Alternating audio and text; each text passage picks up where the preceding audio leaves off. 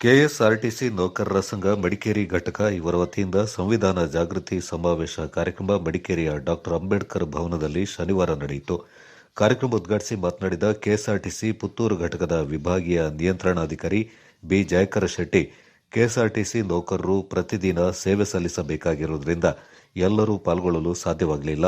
ಆದರೆ ಇಲ್ಲಿರುವ ನೌಕರರಿಗೆ ಸಂವಿಧಾನದ ಬಗ್ಗೆ ಜಾಗೃತಿ ಮೂಡಿಸುವಂತಹ ಕಾರ್ಯಕ್ರಮ ಏರ್ಪಡಿಸಿರುವುದು ಸಂತಸ ತಂದಿದೆ ಎಂದರು.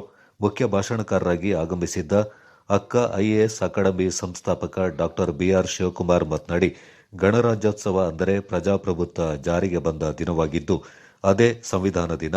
ಆದರೆ ಇದುವರೆಗೆ ಅದನ್ನ ಮರೆಮಾಚಿದ್ದು ದುರಂತ.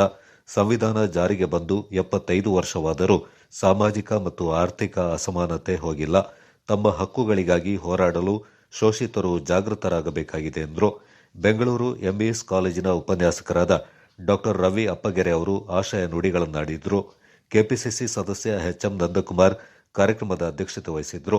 ಸಮಾರಂಭದಲ್ಲಿ ಕೆಎಸ್ಆರ್ಟಿಸಿ ಪುತ್ತೂರು ವಿಭಾಗದ ಕಾರ್ಮಿಕ ಕಲ್ಯಾಣಾಧಿಕಾರಿ ಸೋಮಶೇಖರ್, ಕೆಎಸ್ಆರ್ಟಿಸಿ ಮಡಿಕೇರಿ ಘಟಕ ವ್ಯವಸ್ಥಾಪಕ ವೀರಭದ್ರ ಸ್ವಾಮಿ, ಮಡಿಕೇರಿಯ ಸೈಂಟ್ ಮೈಕಲ್ ದೇವಾಲಯದ ಧರ್ಮಗುರುಗಳಾದ ಫಾದರ್ ಜಾರ್ಜ್ ದೀಪಕ್, ಜುಮಾ ಮಸೀದಿಯ ಧರ್ಮಗುರು ಆಫಿನ್ ಮೊಹಮ್ಮದ್ ರಿಹಾನ್ ರಜ್ವಿ ಹಾಗೂ ಕೆಎಸ್ಆರ್ಟಿಸಿ ಪುತ್ತೂರು ಘಟಕದ ನೌಕರರ ಸಂಘದ ಗೌರವಾಧ್ಯಕ್ಷ ಶೇಷಪ್ಪ ಬೇದರಕಾಡು ಮುಖ್ಯ ಅತಿಥಿಯಾಗಿ ಪಾಲ್ಗೊಂಡಿದ್ದರು. ಶಿವಕುಮಾರ್ ಸರ್ ಬಂದಿದ್ದಾರೆ.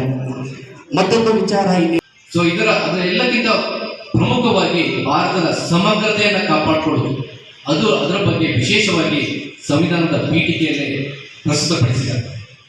ಸಂವಿಧಾನ ನಮ್ಮ ದೇಶದ ಆಧಾರ ಸ್ತಂಭ. ಪ್ರತಿಯೊಂದು ವಿಷಯಕ್ಕೂ ಸಂವಿಧಾನದಲ್ಲಿ ನಮಗೆ ಸೊಲ್ಯೂಷನ್ ಇದೆ ಅಂತೆ. ಸೊ ಆದ್ದರಿಂದ ನಮ್ಮ ಕರ್ನಾಟಕ ಘನ ಸರ್ಕಾರ ಈ ಅಮೃತ ಮಹೋತ್ಸವದ ಕಾರ್ಯಕ್ರಮದಲ್ಲಿ 1 ತಿಂಗಳಿಂದ ಸಂವಿಧಾನದ ಬಗ್ಗೆ ಒಂದು ಜಾಗೃತ ಸಮಾವೇಶವನ್ನು ರಾಜ್ಯಾದ್ಯಂತ ಹಮ್ಮಿಕೊಂಡು ನಾಳೆ ಮಾನ್ಯ ಮುಖ್ಯಮಂತ್ರಿಗಳು ಇದರ ಸಮಾರೋಪ ಕಾರ್ಯಕ್ರಮ ಬೆಂಗಳೂರಿಗೆ ನಡೆಯಲಿದೆ ಅನ್ನೋದಕ್ಕೆ ಕಾನ್ಸ್ಟಿಟ್ಯೂಷನ್ ಪ್ರಕಾರ, ಸಂವಿಧಾನ ಪ್ರಕಾರ ಪೀಪಲ್ ಅಂತ ಅರ್ಥ.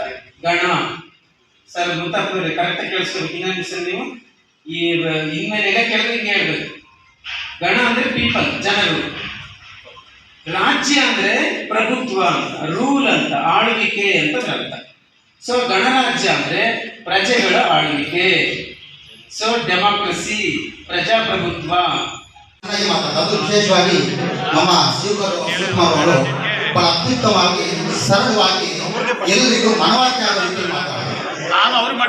ಯಾವುದೇ ಒಂದು ಸಭೆಯ ಕಾರ್ಯಕ್ರಮ ಆದಾಗ ಅತಿಥಿಗಳು ಭಾಷಣ ಮಾಡೋದು, ಪ್ರತಿ ಪುಟವನ್ನ ನಾವು ಅರ್ಥ ಮಾಡ್ಕೋಬೇಕಾಗಿರ್ತಕ್ಕಂಥ ಸನ್ನಿವೇಶ ಎದುರಾಗಿದೆ. ಈಗಾಗಲೇ ನಾವೆಲ್ಲರೂ ಕೂಡ ಅರ್ಥ ಮಾಡ್ಕೊಳ್ಬೇಕಾಗಿತ್ತು.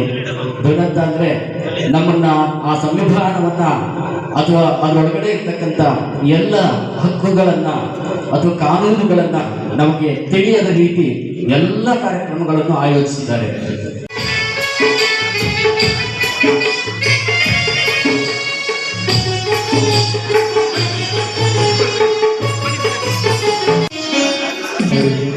ಸಂವಿಧಾನ ಜಾಗೃತಿ ಸಮಾವೇಶದಲ್ಲಿ ಗೌರವವನ್ನು ಸಮರ್ಪಿಸುವುದು, ವೇದಿಕೆ ಮೇಲಿನ ಗೌರವವನ್ನು ಗಣ್ಯಮಾನ್ಯರು ಗೌರವವನ್ನು ಕೊಡಮಾಡಬೇಕಾಗಿ ಮನವಿಯನ್ನು ಮಾಡ್ಕೊಳ್ತೀನಿ.